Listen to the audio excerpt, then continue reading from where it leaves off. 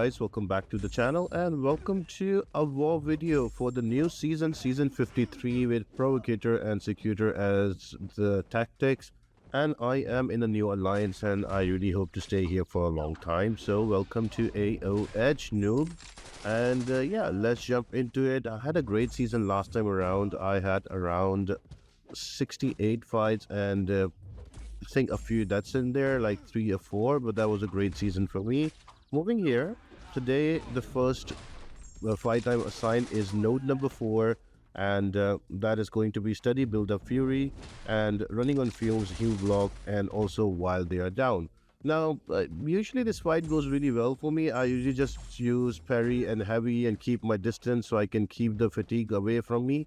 So I don't give unblockable to Spiderham. So usually I can pull off this fight by, early season jitters, first time around. And I think I took some damage, especially with those power stings. And that fight went haywire very quickly.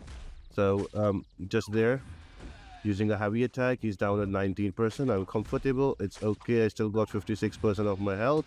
And here he goes, unblock kill. I should have just used the parry and then, well, oh well. Fight is messed up and there I die. Great start. Well, came back in to finish off the fight and yeah, take out Spiderham. Was really annoying to start a new war season with a death. Amazing for my confidence, but hey, we'll all been there.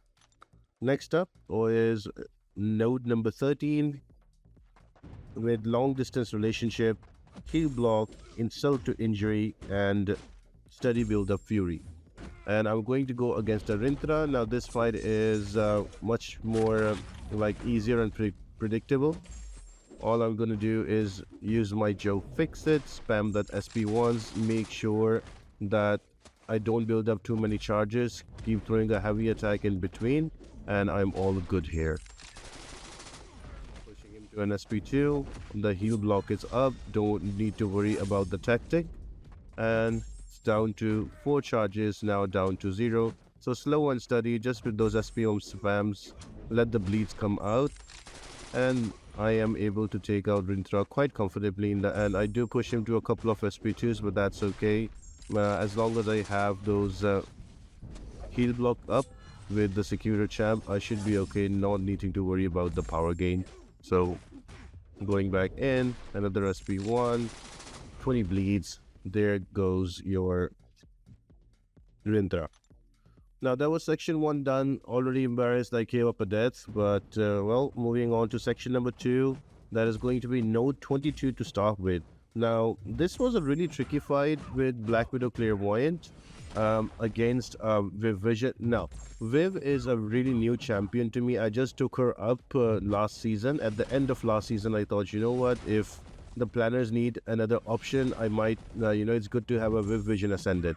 Well, I haven't played with her much, and I think the biggest problem I'm having is to making sure that the heal block is still up on the opponent so I can control the node. So that is the biggest issue I'm facing. I think a little more practice, I should be fine.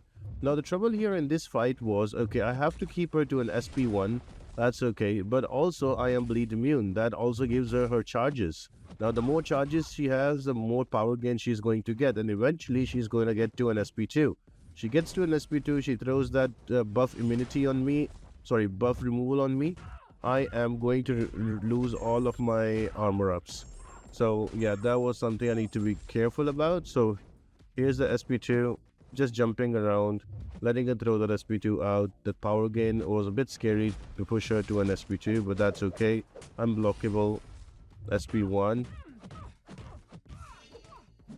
Building up my SP1. Now I'm going to wait for her to throw that special, and now I can go in back-to-back SP1s and I can take out this fight. One really important thing is to, keep having that heal block up, because of that helps you not let her gain power while you're trying to do all of that burst damage. Got hit a couple of times, but that's okay. Still unblockable. Into an SP1, and eventually I was able to bring her down comfortably in the end. But dude, this next fight gave me trouble like anything. So this fight is a very popular kind of placement here. Dust on node number 31, and she goes unblockable a lot. And the most troublesome node here is going to be every 10 seconds you're going to get a power sting on you. And to remove that power sting, you need to have the 10th hit on your combo meter removes the power sting. Now, there's so many things here to check out. First, you cannot hit Dust in the block because that will give you a debuff. If she throws a special, that is 3 debuffs and she's going to go unblockable. So that's the first thing. Second thing is going to be you have to keep the heal block up on the opponent, and because otherwise the power gain is just too much for you to control. Third one is you need to look after the power sting, because if you don't control the power sting, you are going to get damage back on you and you die quick. Now, this was my first experience taking this fight, and I was like, you know what, it should be okay. Should have done a bit more research. Messed up big time. Went back in. As usual, I was boosted like really hard. 43,000 is my current boosted HP or hit point numbers, and I'm just trying to get this done. So, again, I take power sting damage. I managed to get to an SP2 faster because I start with an SP1 boost, dodging the knives away, and then going back in. Now I have 25 hits, and now I'm thinking I can just spam my SP1s quick. I need to get to 30 to remove the power sting, but at 29 I used my SP1 again, and that wasn't really good. Was able to bring her down, but that was a really sketchy fight. So there are some pointers that I need to look into for this fight next time, but really not happy how it turned out. Next up is Man-Thing on node number 38, and I waited for my alliance mate to give me wags on it. It is Ebb and Flow Knockdown, right back at it, and Aggression Prowess. So just simple parry and heavy cap style, nothing too difficult here. Just keep using your parry and heavy. The wags will help you keep stun, and I like to keep pushing. Man-Thing to 2 bars of power for that heal block. And because I am running with Joe Fixit and also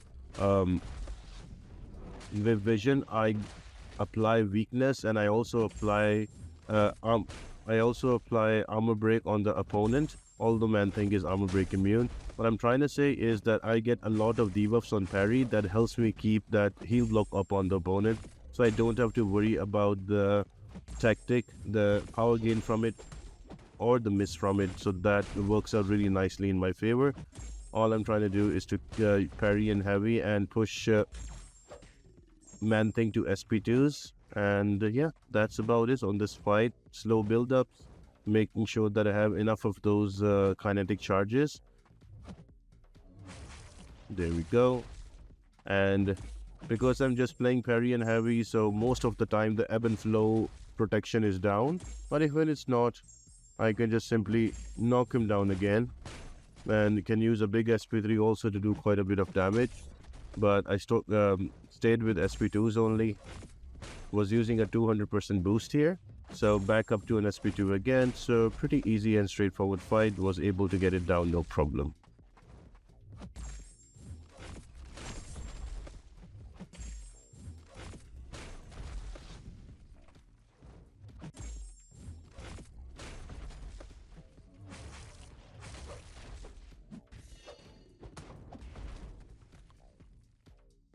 And there you have it, 5 fights down, and with 2, that's not really something you would want to start a season, but it is what it is. I think got a few jitters, but we were doing okay because our defending alliance gave up a lot of that, so we were kind of okay.